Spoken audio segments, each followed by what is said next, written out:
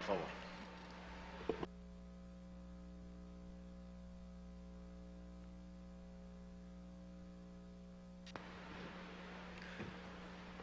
Señor presidente, compañeros asambleístas, muy buenos días.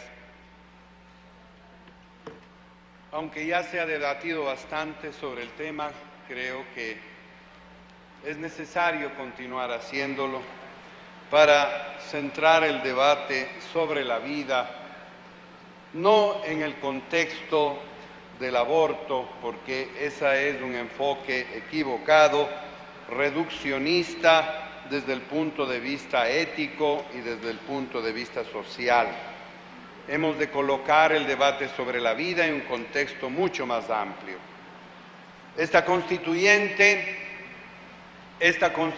que estamos redactando tiene que ser un auténtico canto a la vida, un canto a la vida frente a la cultura de muerte que ha sido instaurada en el mundo por un modelo económico materialista, concentrador y excluyente.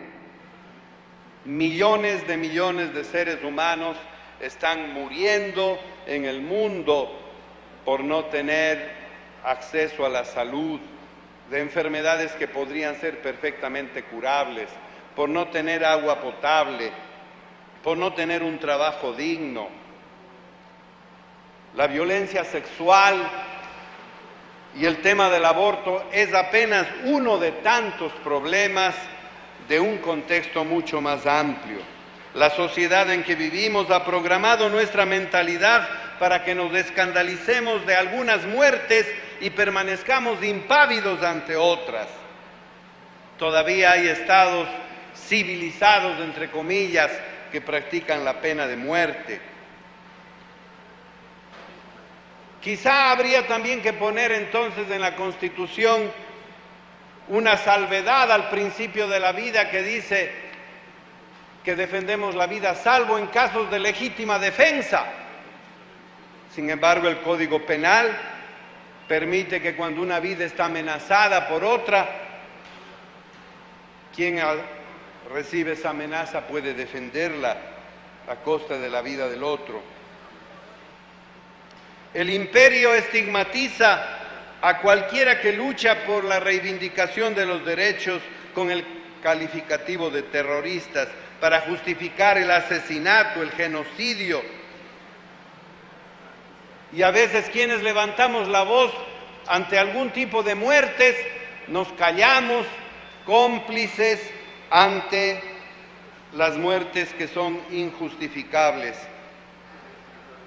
Ciertos sectores rasgan sus vestiduras frente al aborto en base a principios morales y religiosos, pero nada o poco se hace para superar esta sociedad donde millones de niños y adultos mueren por hambre, enfermedades curables, necesidades insatisfechas y la violencia social en las calles.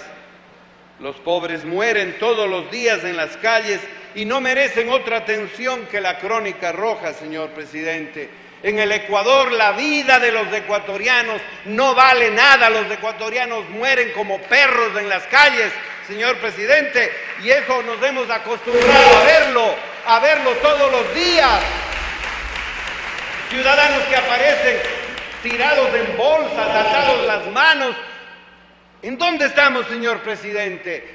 Ser padres responsables no es solo preocuparnos de traer hijos al mundo. Es necesario que el Ecuador ejerza una paternidad responsable y el Estado cuide de todos sus hijos, desde el momento en que son concebidos, por supuesto, hasta el momento en que mueren, pero que la vida que transcurre entre ese nacimiento y esa muerte sea digna, como digno tiene que ser el nacimiento y digna tiene que ser la muerte, señor presidente. Repito, el espíritu que debe animar la nueva Constitución tiene que ser un canto a la vida. Ayer han habido intervenciones a las que me remito, como la del compañero Chacón, Esteves y otros, donde ha quedado muy claro en la Constitución, y ha sido también el compromiso de Acuerdo País, en la Constitución va el derecho a la vida desde la concepción. ¿Por qué? Porque aquí no estamos hablando de aborto, señor presidente. la sexualidad humana. ¿Cómo se ha trivializado y ridiculizado cuando en esta asamblea se defienden los derechos de la mujer, el derecho a que la mujer tenga una vida plena, feliz, dichosa, donde se incluye también el goce de la sexualidad?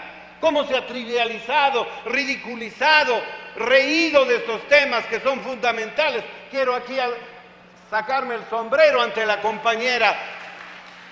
¿Por qué? Porque todavía aquí hay actitudes timoratas y mojigatas, señor presidente. La sexualidad como parte de la vida es el don más hermoso que Dios nos ha dado, porque con ello el ser humano se hace co-creador de la vida.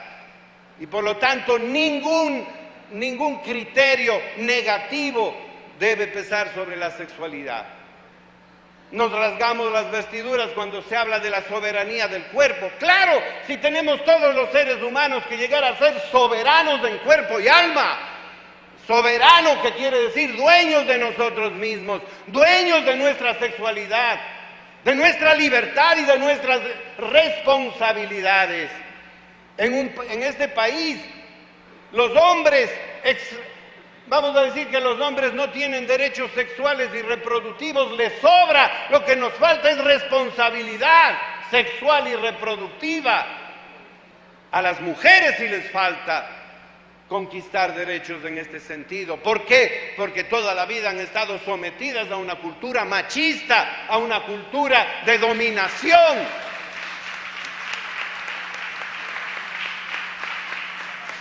Entonces, señor presidente y compañeros, aquí todos aspiramos de que cada ser humano ejerza su sexualidad de manera libre y responsable. Y en la vieja y más clásica doctrina de la Iglesia, en tema de sexualidad, hay dos cosas que quiero manifestar. Primero, la Iglesia acepta que el matrimonio tiene dos fines: el reproductivo, pero también el crecimiento y la realización personal. Y esos dos derechos están recogidos en esta Constitución, y además por separado, y me parece bien, porque ambas cosas son importantes. La reproducción es una función importantísima en todas las especies humanas, es una cuestión de Estado también. ¿Por qué? Porque a través de esa función se reproduce la sociedad, se reproduce la comunidad, y no solo en términos sexuales, en términos culturales, etcétera. Es el tema del aborto, señor presidente, un tema de salud pública. La responsabilidad del Estado es, en este año, para el próximo, ¿cuánto vamos a disminuir? Aquí parecería que si se aprueba o no una cosa, va a aumentar el número de abortos. Ya están los abortos, están cerca de 100.000 abortos todos los días, de la gente más pobre que muere, y de otros que sí tienen plata para ir a clínicas donde abortan una y otra vez, porque el problema del aborto como método anticonceptivo no lo practican los pobres, lo practican los ricos, señor presidente.